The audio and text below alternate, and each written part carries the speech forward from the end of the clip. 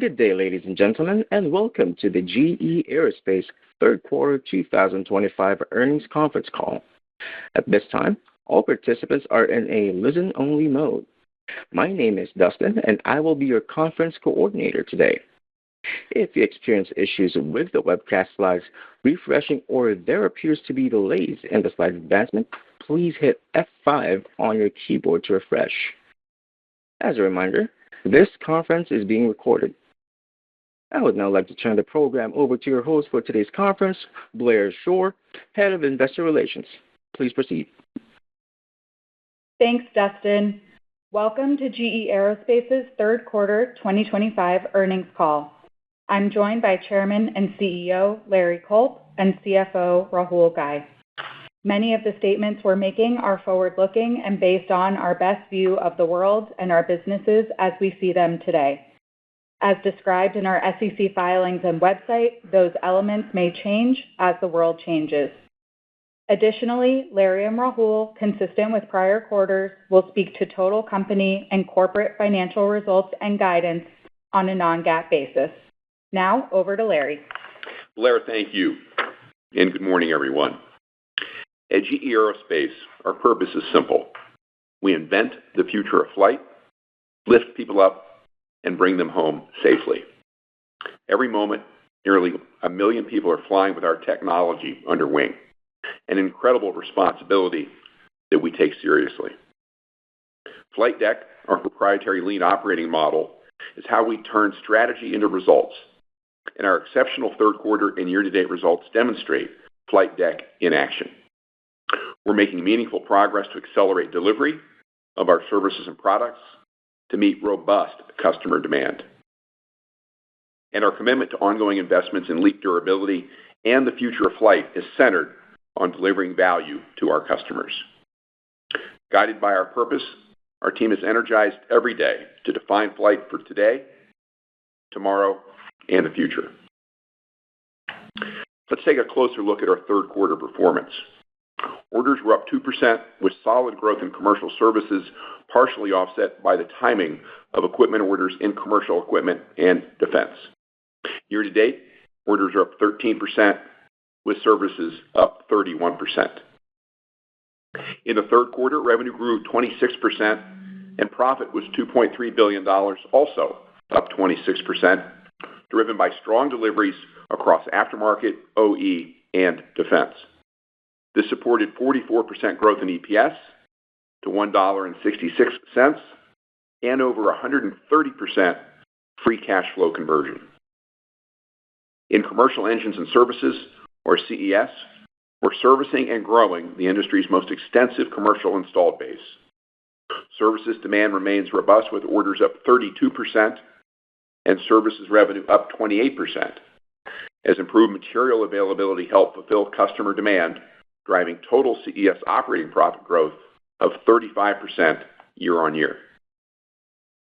In Defense and Propulsion Technologies, or DPT, we're improving delivery of our leading platforms while developing mission-critical technology. We delivered very solid results with higher output supporting revenue growth of 26%, with profit up 75%. Given our year-to-date results combined with our fourth quarter expectations, we're raising our full-year guidance across the board. I want to thank our team and our supplier partners for delivering for our customers and for another quarter of strong performance.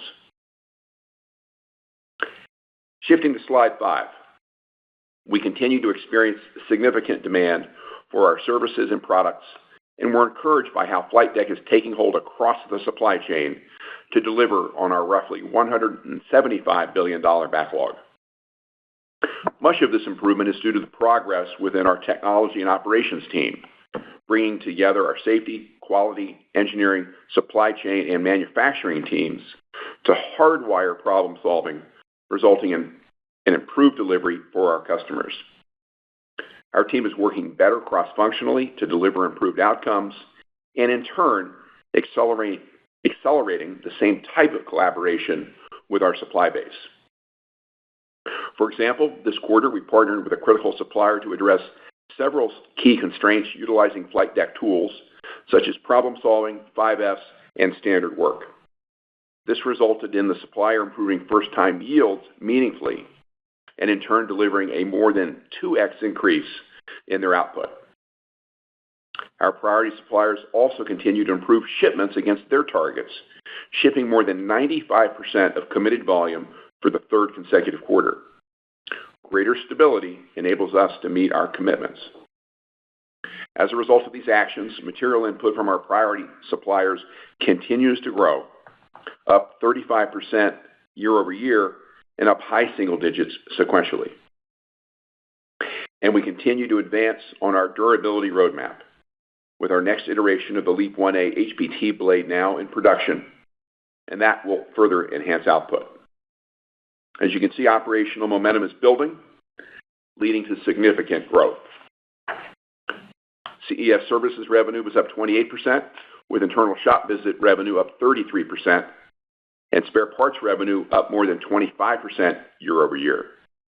Total engine deliveries were up 41% year over year and 18% sequentially. Commercial units were up 33%, including record LEAP deliveries, up 40% year over year in the third quarter. Year to date, commercial units are up 19%, with LEAP up 21%. Based on this progress, we now expect to grow LEAP deliveries more than 20% for the full year, up from our prior outlook of 15 to 20%. Defense units were up 83% year over year, marking the second consecutive quarter of defense output exceeding 80% growth. Additionally, while CFM56 continues to fly for longer, and with LEAP's fleet size expected to triple by 2030, flight deck is also helping us expand our capacity and capabilities to reduce turnaround times and improve shop visit output, two top priorities to meet the demands of our customers. For example, we've made progress with LEAP turnaround time at our Malaysia MRO shop. Our team there improved flow and delivered a 30% reduction in engine disassembly time. As a result of actions like these, total LEAP internal shop visit output grew by more than 30% in the third quarter. We're also investing in incremental capacity to support our customers' growing fleets. This quarter, our Zios MRO facility in Poland completed its first LEAP shop visits. And our LEAP third-party MRO network also continues to grow rapidly, with external shop visits up roughly twofold. In addition, we collaborated with our leasing partner for LEAP to reduce the time it takes to redeploy spare engines between customers, resulting in improved spare engine availability. We're also investing nearly $1 billion in our supply chain to expand capacity, and we're counting on our suppliers to also make like investments to support the growth ahead. While this is progress, we know there's much more work to do to improve LEAP turnaround times to meet customer expectations.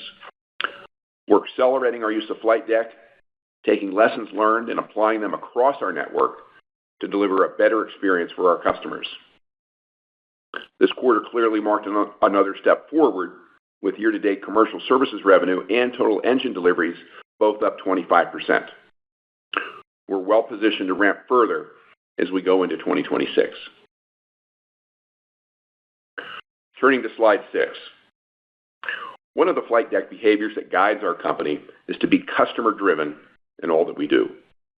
Earlier this month at our GE Aerospace Research Center, we had the opportunity to share how our experience across 2.3 billion flight hours and our roughly $3 billion of annual R&D investment is enabling continuous improvement in our field performance. For reference, we've posted these materials on our investor relations website, and I encourage you to take a look.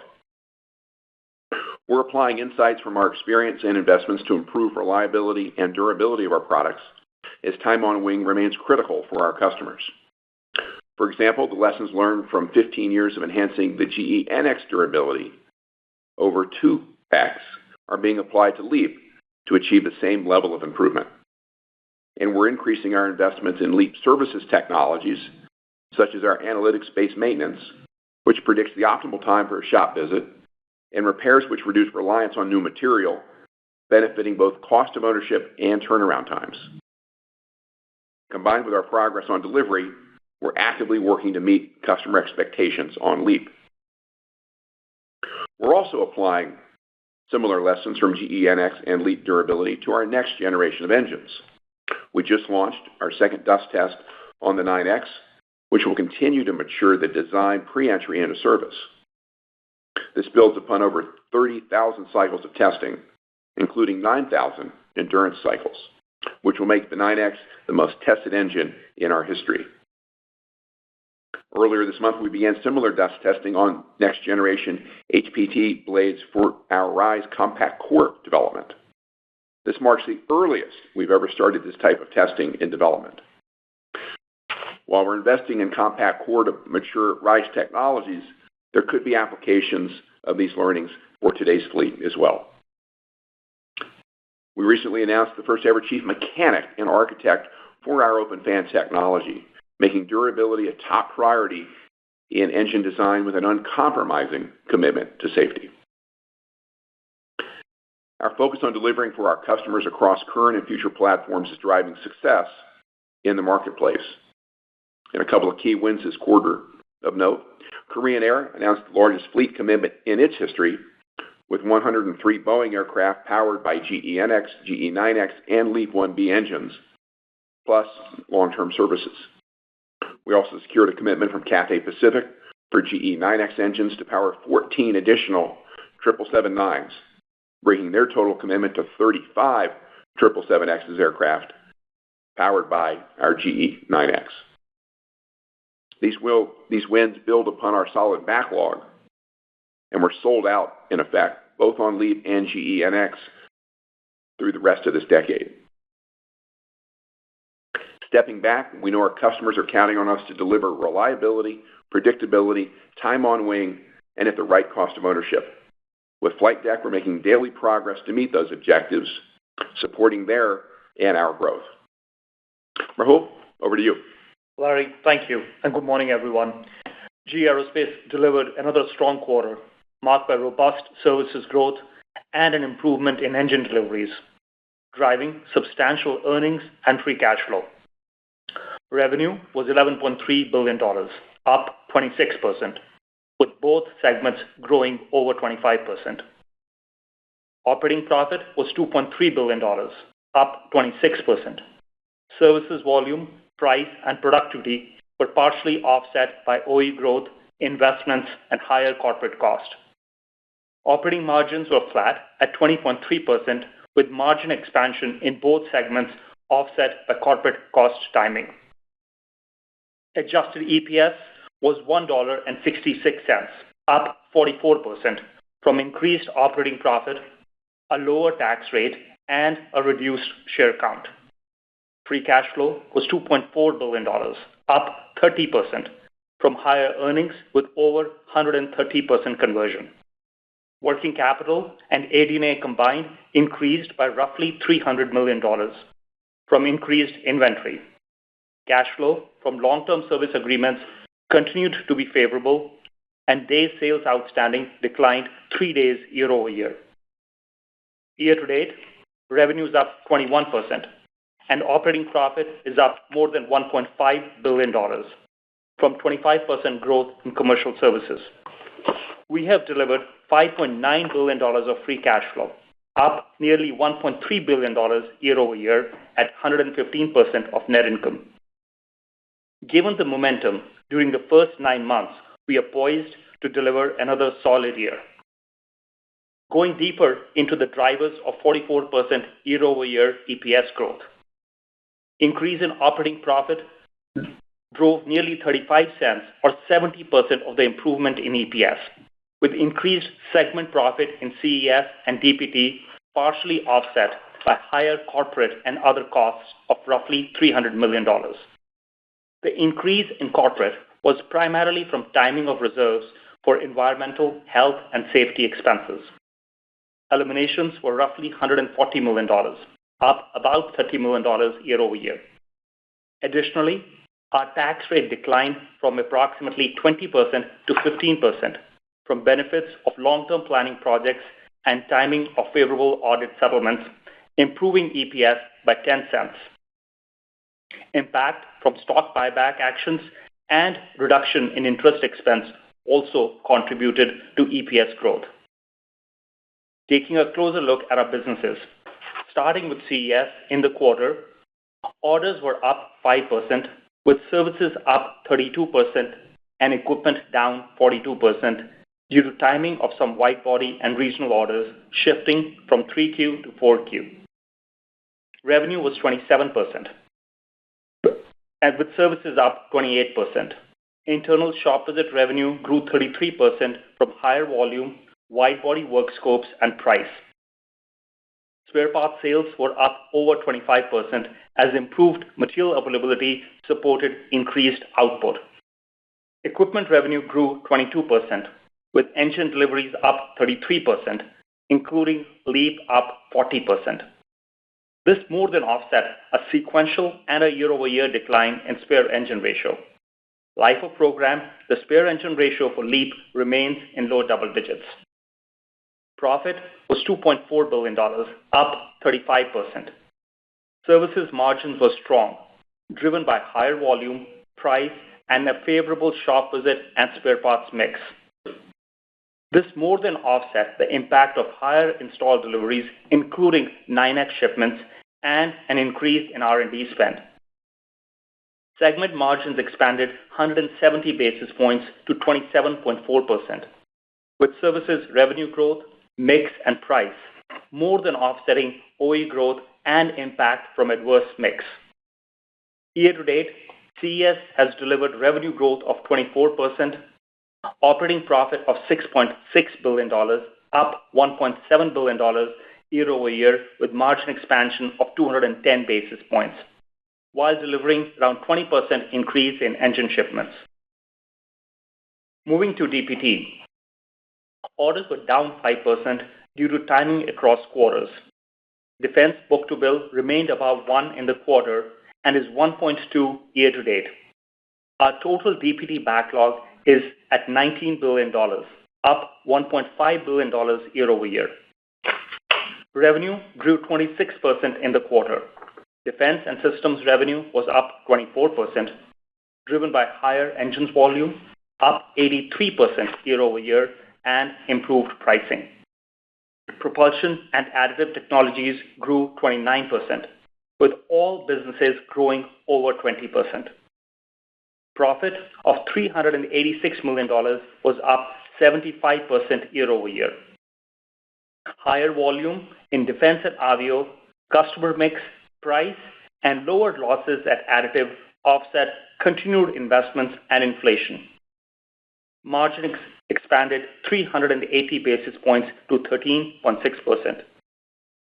Year-to-date, DPT has delivered 11% revenue growth, $1 billion of profit, up 27% with 170 basis points of margin expansion. Turning to guidance on slide 11. Given the strong year-to-date performance and trajectory entering the fourth quarter, we are raising our full-year guidance across the board. We expect revenue to grow high teens, up from our prior outlook of mid-teens. At CES, we now expect growth of low 20s, up from our prior outlook of high teens. This is driven by higher services revenue, which we now expect to grow low to mid-20s, up from high teens. We continue to expect equipment to grow high teens to 20%. We now expect DPT growth of high single digits, up from mid to high single digits previously.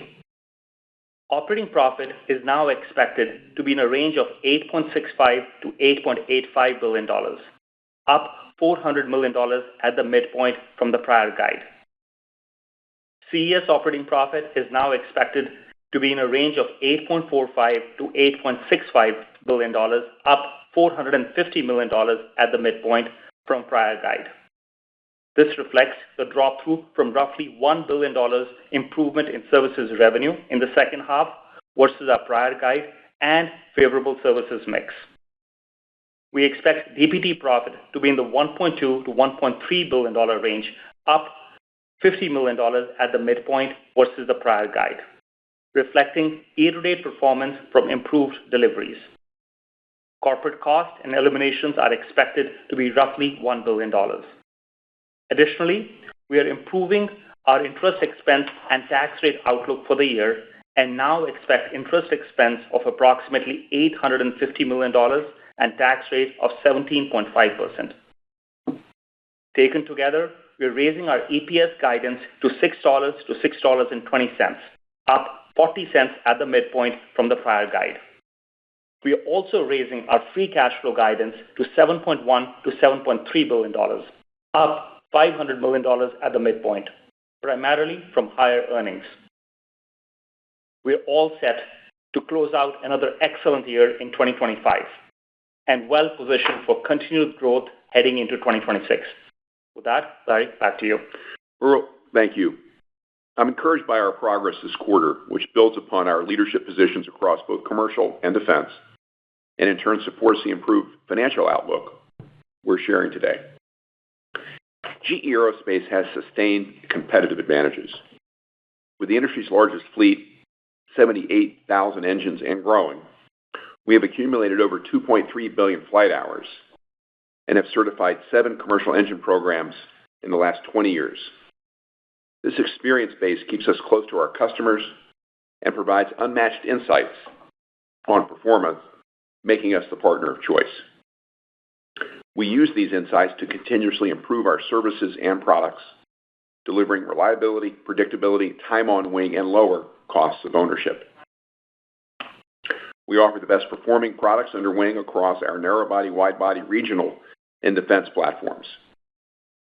Our world-class engineering teams, combined with roughly $3 billion in annual R&D investment, drive next-gen technology to improve durability, efficiency, and turnaround times, along with advanced defense capabilities. And through Flight Deck, we're turning strategy into results with a relentless focus on safety, quality, delivery, and cost, always in that order.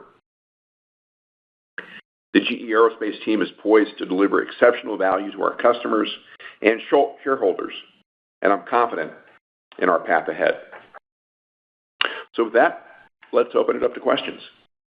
Before we open the line, I'd ask everyone in the queue to consider your fellow analysts and ask one question so we can get to as many people as possible. Dustin, can you please open the line?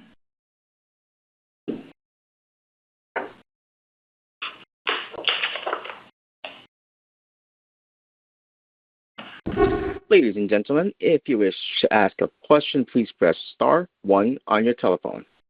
If you wish to withdraw your question or your question has already been answered, please press star 1.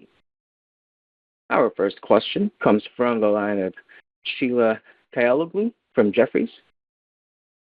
Please proceed. Good morning. Good morning, Larry. Good morning, Sheila. Thank you. Maybe if we could peel back the layers behind the services outperformance, up 25% year to date, which is pretty phenomenal, and on a dollar basis, up $750 million sequentially, Q3 versus Q2. So how much of that is pure volume unlock through Flight Deck and the supply chain versus tariff price surcharges or any other factors that you would say play into it, and why the step down sequentially in Q4? Yeah. Sheila, let me start. So, we agree with you. We had a really strong quarter on services. We were expecting high teens growth for the year, and year-to-date results, we are at about 25%.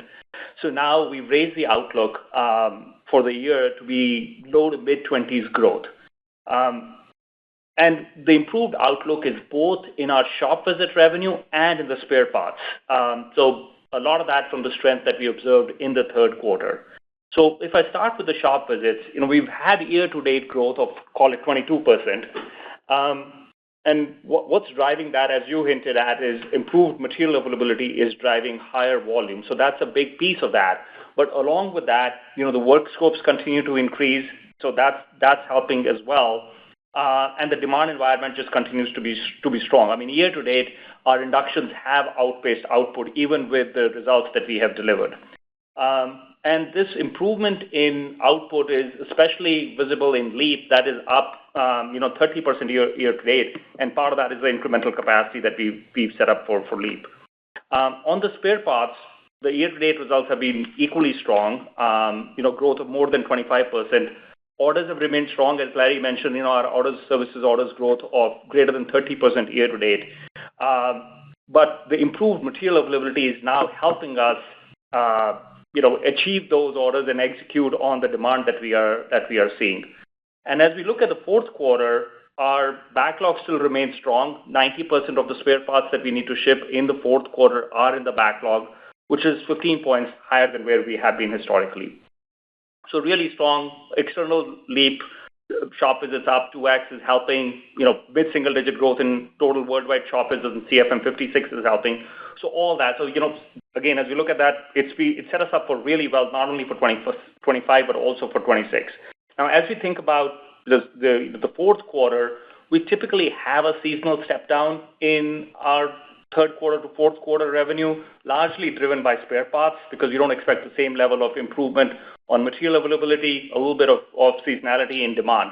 So, but still, if you step back and look at the full year, really strong year, and versus where we were in July, more than $1 billion of revenue increase in the services revenue, and that's a large part responsible for the incremental $450 million of guidance raise on profit for CES.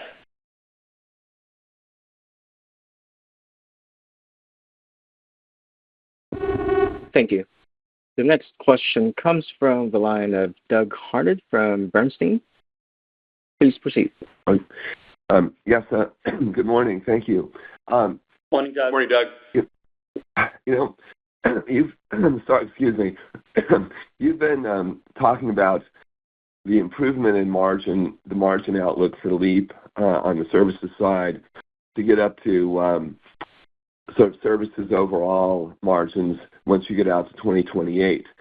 Now that's a strong trajectory, but could you talk about how you have what gives you confidence in that? Because you're still in the very early days of PRSVs, and I would expect really understanding what the cost is, for full shop visits.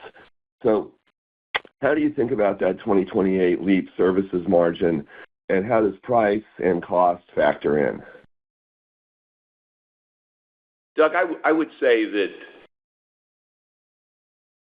the roadmap to 2028 with respect to LEAP really is something that we're looking to manage every day.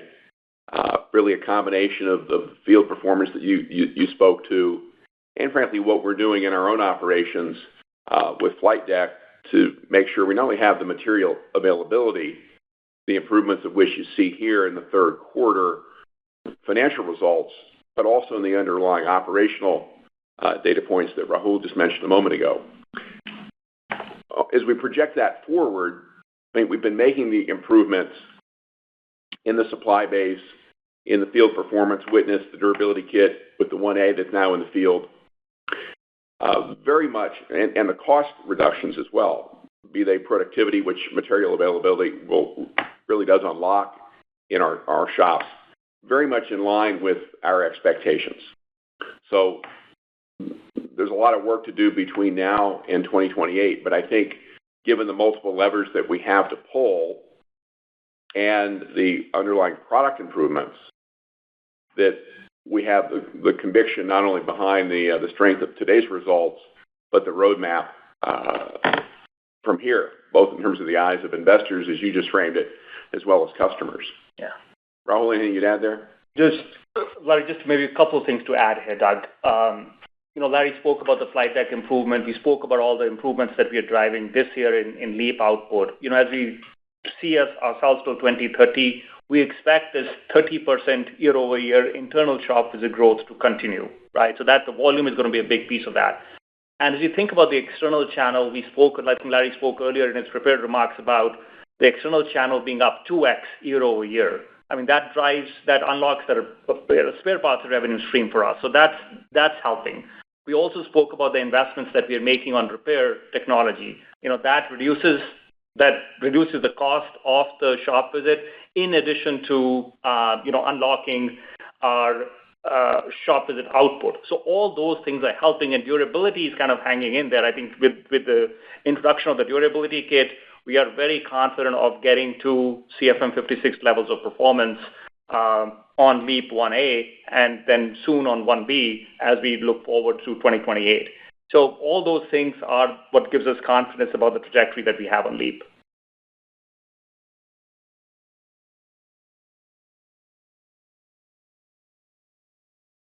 Thank you. The next question comes from the line of Miles Walton from Wolfe Research. Please proceed. Thanks. Good morning. Good morning, Miles. I was hoping to touch on capital deployment. The operations are all going fantastic. You're generating a ton of cash. The stock price is reflecting it. Where and how do you balance capital deployment, share repurchase in particular at this point, vis-a-vis your stock price? You haven't slowed down your pace, so I imagine that gives us good indication that you still think there's good value there.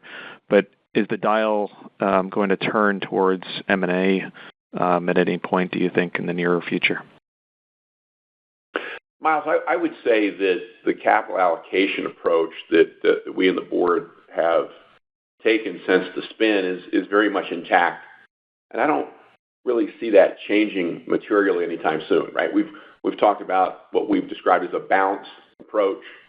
First and foremost, making sure we're reinvesting in the business to drive the technology improvements we've talked about here already on this call, which you know well, and the footprint required to support the growth.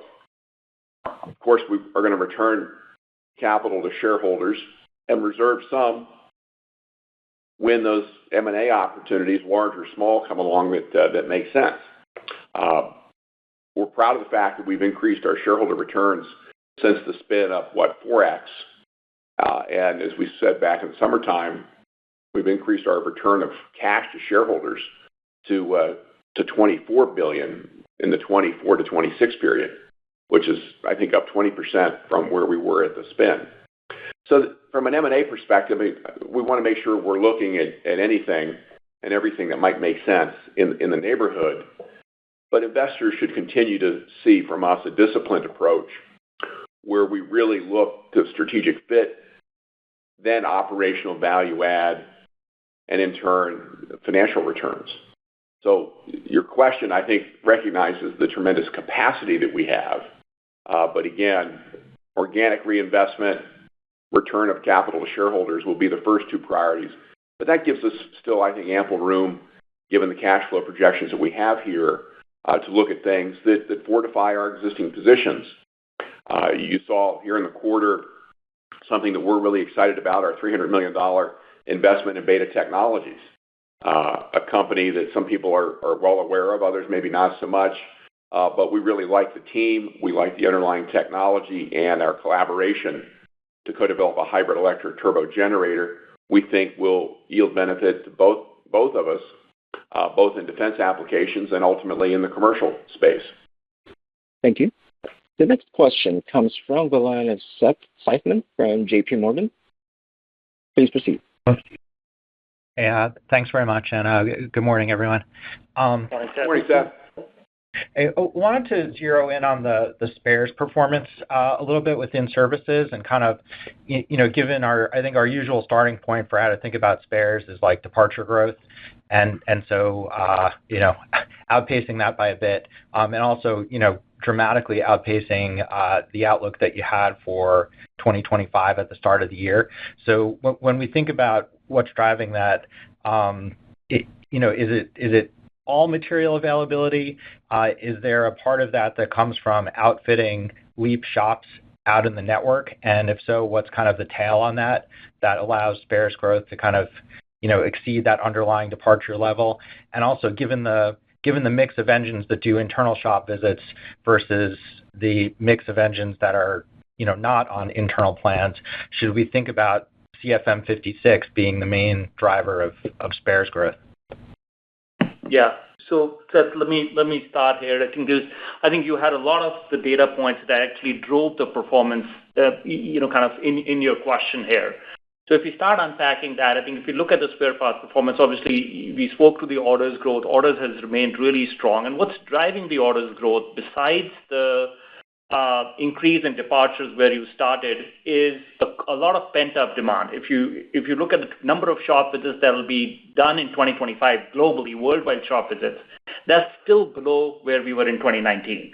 So the worldwide shop visits still have not recovered to the 2019 level. So there's a lot of pent-up demand here on volume, and that's a big piece on why the total demand is kind of outpacing the departures growth. The second is the increase in work scopes. So we've been talking about increase in work scopes both internally and externally. So if you look at GE90 as an example, the GE90 is now going, like 70% of the shop visits haven't gone in for a second shop visit. So we're beginning to see the second shop visits come through, and that could be 60 to 70% heavier than the first shop visit. So that's the increase in work scopes is a big piece. And the same thing's happening on LEAP, the same thing's happening on NX. You spoke about material availability. I think that's an unlock here as well, because we've spoken about a delinquency continuing to increase. And, our output has been increasing, but we are still behind on meeting demand. And that continued even into this quarter, right? Even with the spare parts growth we've had. So I think all of that is kind of, driving this. And as we look forward into 26, we still expect that, we expect departures growth of where we have been in 2025, kind of 3 to 4%. But the number of engines that will come off wing are going to be up double digits. So we do expect this kind of difference between departure growth and spare parts demand to continue for a while, just given everything I've said, plus the engines that are going to come off wing. So hopefully that answers the question.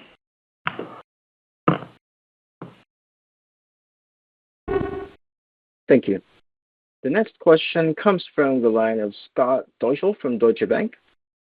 The line's open. Hey, good morning. Good morning, Scott. Rahul, would you be able to share any of your current thinking on 2026 at this point, particularly as it relates to CES revenue growth and then margins as well, but also, I guess, just more broadly on anything you think is important for us to keep in mind as we sharpen the pencil on 2026? Okay, let me start, and Larry, please jump in here. As we think about 26, Scott, firstly, and especially on the commercial side, the environment today feels better than where we were 3 months ago, right? I mean, 3 months ago, we were expecting second half departures growth to be kind of flat to maybe low single digits. Now it's solidly in the 3 to 4% range. So I think the air traffic growth has stabilized. So 26 feels a little bit better than where we were a couple of months back. But the more important part here, and this goes partially back to Seth's question a minute ago, is the basic algorithm of the demand and performance on the CES business has not changed. Install base is growing, right, both on the wide body and on the narrow body side. As I said in response to Seth's question, the number of engines that need a shop visit is projected to be up double digits in 26, just based on the number of cycles that they've already flown. And that'll add to the demand that's out there. And then the work scopes on wide body, low single digit kind of net price increase that we are expecting, which seems reasonable. So we do expect the services business to continue to our overall growth. And then as we get into, as you think about specifically on the 26 growth, we don't expect a repeat of the 25 performance. We don't expect 25 growth to be, 26 growth to be kind of at the 25 levels, but it'll start normalizing towards our double-digit levels that we had projected over the medium term. And then on the new business, new equipment business, obviously the backlog is very strong, and we expect, call it 2,000 LEAP engine shipments, and then incremental 9X shipments here, because our volume assumptions on 9X have not changed since we were together back in July. And we do expect 9X losses to kind of double on a year-over-year basis, or more than double on a year-over-year basis as we think about 26. So that will offset some of the positive drop-through that we will see from services. And then DPT, I think we expect continued kind of mid-single-digit revenue growth, some margin expansion that we outlaid back in July. So you put all that together, productivity is a plus, but we're facing inflation. We have the 9X losses, so we expect kind of margin expansion opportunities to be limited here. But we are optimistic as we look at 26. We expect revenue growth, strong revenue growth, profit growth, cash, and we think of 26 kind of as a step along the way to 2028. So that's our current thinking. Obviously, we've put a sharper point on it. Larry, anything to add? No, just maybe that, right? We're just in the process of wrapping up our strategy reviews. We'll spend the fourth quarter working through the details of the 26 budget. I think Rahul did a nice job there providing the general contours of that work that is underway. We'll take the board through it at the end of the year, and then we'll come back at earnings and talk about 26 in more detail. Is basically our practice here. But I think net, we're more or less in line with the 28 framework we talked about back in July, with a lot of good tailwinds in terms of the demand environment and clearly operational momentum building with flight deck. Put those two dynamics together, I think that's what you're going to see come January. Thank you. The next question comes from the line of Ronald Epstein from Bank of America. Please go ahead. Yeah, hey, good morning, everyone. Good morning, Ron. Maybe just changing gears a little bit. You called out the work you all are doing on the hybrid electric turbo generator and implications that might have for defense. And your defense business grew quite well during the quarter and also last quarter.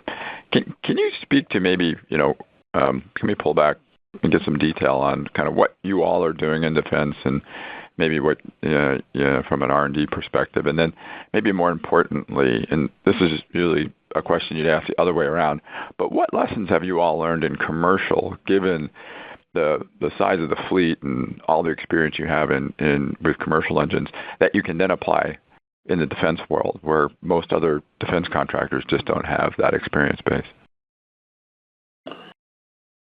Well, Ron, if I maybe take those in reverse order, a lot of the work that you see, or a lot of the work that we've referenced vis-a-vis supply chain with our team at Flight Deck courses through the results both on the commercial side and on the defense side, right? Talk about a quarter where you've got revenues up 26%, profit up 75%. Of note, the defense engine output was up 83%. We hung an 8 handle on that for the second quarter in a row, I believe. That really speaks, I think, to the strength of the backlog there, maybe some of the underperformance a year ago, but the just outstanding work that the teams have done, leveraging a lot of what we've done in commercial and in turn the shared supply base. When we look at what we could do, if you will, more commercially, I think we are keen to take advantage of the moment at the Pentagon to share some of our best practices with respect to moving at pace through development cycles, perhaps in how we think about sustainment models, to be creative and be responsive to some of the investment and budgetary realities that are out there.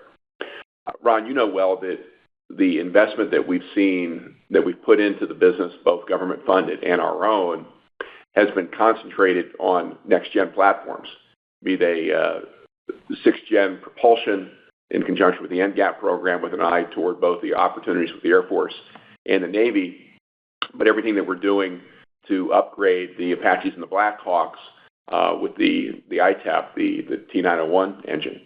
So there's a lot that's in progress with respect to future platforms. I think some real opportunities not only to fulfill this incredible backlog that we have in defense, but at the same time, rethink some of the business models, either internal to our customers or in collaboration with them. But here and now, making sure that we are reducing the delinquency, servicing the backlog, as Rahul mentioned a moment ago. And fortunately, the good work that's driving the results on the commercial side are helping us out a great deal on the defense side as well. Thank you. Our next question comes from the line of Robert Stallard from Vertical Research. Please proceed. Thanks very much. Good morning. Good morning, Robert. Quick question for Larry. You mentioned durability a number of times in your initial comments. I was wondering, following up from that, how the initial performance has been on that new blade on the LEAP-1A, and how long is it going to take to roll that blade out across the installed base? Thank you. Well, we're very pleased with the performance of the durability kit on the LEAP 1A, the new blade of which is at the heart of that durability kit. We think that will drive a 2x improvement. Think 8,000 cycles in harsh environments. Think 17,000 cycles in neutral environments. So far so good. No surprises in that regard, given the testing. We're in the certification process on the LEAP 1B equivalent, and are expecting to see that come through the pipeline in the first half of next year. So I think again we're encouraged by what we are seeing in that regard. It's probably a multi-year effort, Robert, to upgrade the installed base. Certainly having the LEAP 1A durability kit in production helps in that regard. We're tending to the aftermarket now, and we'll do the same thing with Boeing once we're on the other side of certification. So I'd say no surprises to date. A lot of work still ahead of us, but fundamentally encouraged by the impact that will have on durability and in turn the performance for our customers. Thank you. Our next question comes from the line of Gautam Khanna from TD Cowen. The line's open. Thanks. Good morning, guys. Morning, Gautam. Good morning. Hey, I was wondering if you could elaborate on where you're seeing the greatest improvement in supply chain material availability, because it's been pretty consistent year to date. And just, has it been any breakthroughs, or if you could just give us some color inside baseball, please. Thanks. Yes. Well, it's hard to say that we have seen a breakthrough. I really think it is the cumulative, the compounding effect of all the good work that's been underway with intensity and urgency over the last 18 plus months, particularly with the supply base. If you segment where we're seeing that improvement, wide body versus narrow body,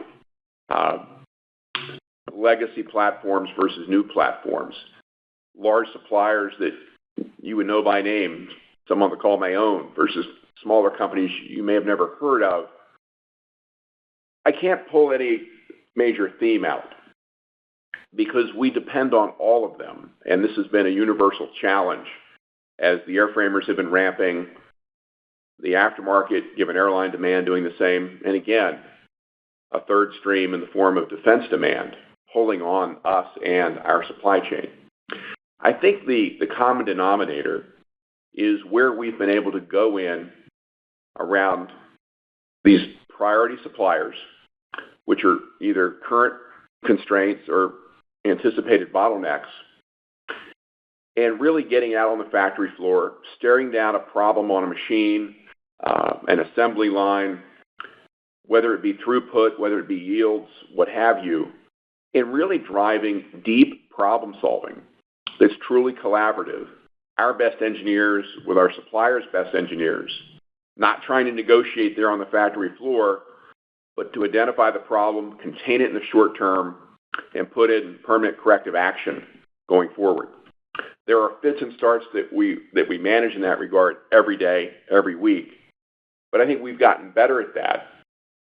And going forward, we want to be not just excellent in that near-term problem solving, but we want to make sure we're investing time and talent in getting out ahead of those sorts of issues, both in the medium and long term. So as we look at readiness going into 26, let alone some of the longer term conversations that we might have, say, with Airbus as they talk about rate 75 and the path there, as Boeing now has the latitude to go up to the next rate break, making sure that we've got visibility and that we're communicating the same with our airframer partners is just critical, right, for our planning purposes and theirs. So no one breakthrough other than just the relentless application with urgency of our flight deck tools deep into the supply base wherever we have a constraint or bottleneck. It's that simple and that hard. Dustin, we have time for one last question. Thank you. The next question comes from the line of Scott Mikus from Melius Research. Please go ahead. Morning, Larry and Rahul. Good morning.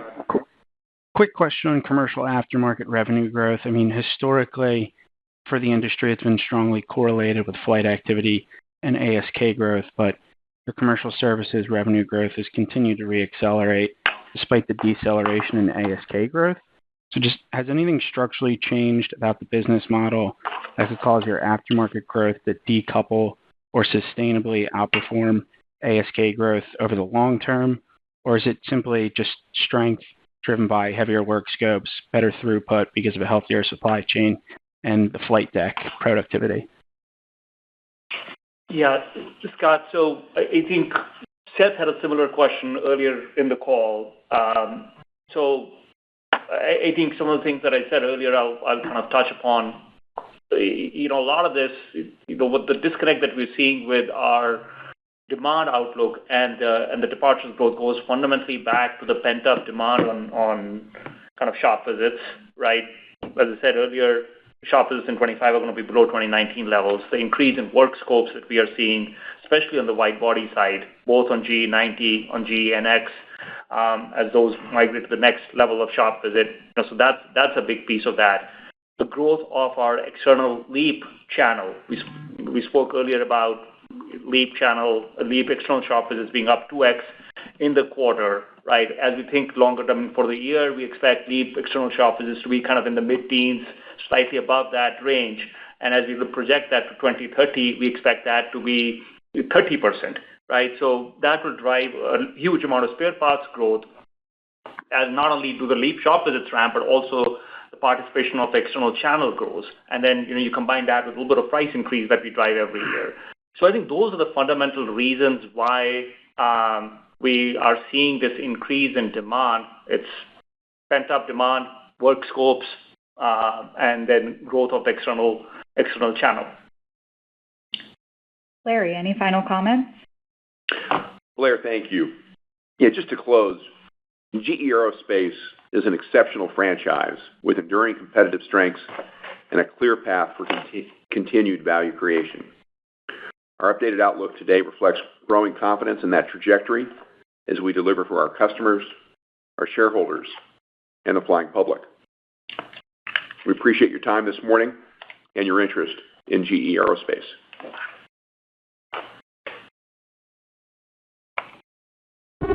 Thank you, ladies and gentlemen. This concludes today's conference. Thank you for participating. You may now disconnect.